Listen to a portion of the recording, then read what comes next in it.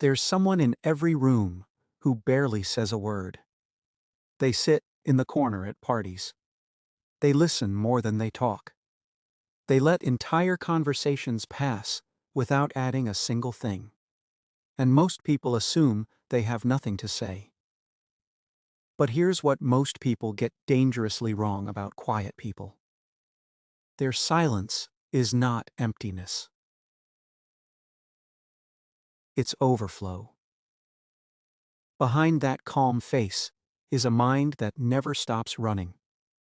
A mind that's analyzing every word you said, reading every micro-expression you made, replaying a conversation from 3 days ago, while simultaneously planning what they'd say if someone asked them a question right now. They're not zoned out. They're processing more in 5 minutes of silence than most people do in an hour of talking. And the reason they don't speak up? It's not because they can't. It's because by the time they've filtered, analyzed, and refined their thought, the conversation has already moved on. They're not slow. They're thorough. And the world doesn't wait for thorough. Imagine a browser with 47 tabs open. Half of them are playing music. 3 of them have crashed, but are still using memory. And somewhere in the background, a video you forgot about is auto-playing at full volume. That's what it feels like inside a quiet person's mind. Every single day. They wake up already thinking. Not about anything specific. About everything.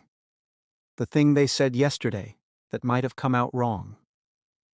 The look someone gave them that could have meant something. The project that's due next week, and the 17 different ways they could approach it, and why each of them might fail. And the cruelest part? They can't turn it off. There's no switch, no pause button. Even when they're sitting in complete silence, staring at a wall, their mind is louder than a crowded room.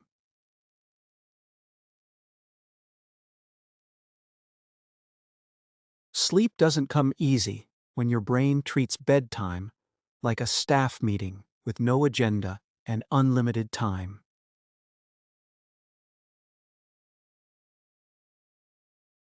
This isn't anxiety, or at least it's not just anxiety. It's a type of intelligence that processes the world at a depth most people never reach. And depth, as it turns out, comes at a cost. Most people talk to think. Quiet people think to talk. And that difference changes everything. When a quiet person speaks, every word has already been through a filter. They've considered how it might land, who it might affect, whether it's worth saying at all. They've edited, revised, and sometimes completely deleted their response before it ever leaves their mouth. To them, speaking carelessly feels almost physically uncomfortable. But here's where it gets painful. Because they put so much thought into their words, they assume everyone else does too. So when someone says something hurtful or dismissive without thinking, the quiet person doesn't brush it off. They absorb it. They turn it over. They wonder what they did to deserve it. They don't realize that most people just say things. No filter. No revision. No hidden meaning. But try telling that to a brain that's been trained to find meaning in everything. And so they retreat further into silence. Not because they don't want to connect, but because the gap between how carefully they communicate and how carelessly the world communicates back becomes too exhausting to bridge. While everyone else is talking, quiet people are doing something most people underestimate. They're watching, and they see everything. They notice when your smile doesn't reach your eyes. They catch the slight change in your voice when you mention a certain person's name. They remember the thing you said 3 months ago that contradicted what you just said now. They're not keeping score. They're just wired to notice. Psychologists call this peripheral processing, the ability to absorb social information without actively engaging in it. And quiet people are masters of it. They build incredibly detailed mental models of the people around them.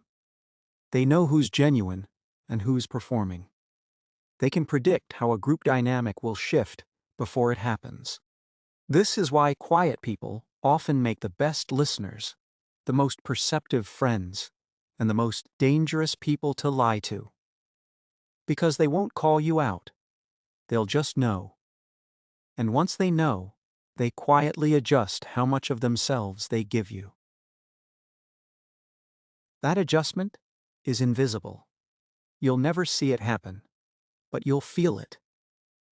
In the distance that wasn't there before, in the warmth that slowly fades, in the way they look at you like they're reading a book they've already finished. Here's the cruelest irony of being a quiet person. They are surrounded by people who don't know them. They have friends. They have family. They might even have a partner who loves them. But almost none of those people have ever seen the real version of who they are. Because the real version lives inside, in the thoughts they never say, the feelings they never express, the ideas they never share, because they've already convinced themselves nobody would understand. Quiet people don't experience loneliness the way most people think. It's not about being alone. Some of their happiest moments are spent completely alone. The loneliness comes from being with people and still feeling invisible. From sitting in a group of friends and realizing that not a single person in the room knows what's actually going on in your head. They crave depth. They want conversations that go beyond the surface. Conversations about fear, about meaning, about the things that keep you up at 3 in the morning. But those conversations are rare, and so they settle for small talk, and they smile through it, and they go home and feel emptier than they did before they left. The paradox is this: the people who have the most to say are the ones who say the least.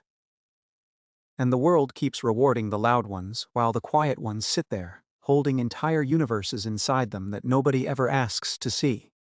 Every now and then, a quiet person finds someone safe, someone who doesn't rush them, someone who asks a question and then actually waits for the answer. Someone who isn't performing, isn't competing, isn't filling every silence with noise. And when that happens, when a quiet person finally opens up, it's like watching a dam break in slow motion. The thoughts that have been building for years come pouring out. The insights, the observations, the feelings they've been carrying alone for so long that they forgot other people could help carry them. It's overwhelming. For both sides. The quiet person can't believe someone is actually listening, and the other person can't believe how much was hiding behind all that silence. But here's the thing that breaks quiet people's hearts more than anything. It almost never lasts.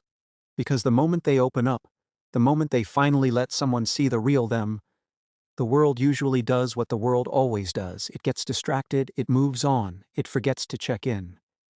And the quiet person takes that as confirmation of what they always suspected: that their inner world is too much, that they're too intense, too complex, too deep for the people around them. So the door closes again, and the silence returns. But this time, it's a little heavier than before. If any of this sounds like you, if you're the person whose mind never stops, who sees everything but says nothing, who feels deeply in a world that seems content with shallow, I need you to hear this. Your silence is not a weakness. It never was. The world is full of noise. People talking to fill space, posting to be seen, shouting to feel important. And in the middle of all that noise, you chose depth. You chose to think before you speak, to observe before you judge, to feel before you react. That's not a flaw. That's a rare and increasingly valuable way of moving through the world.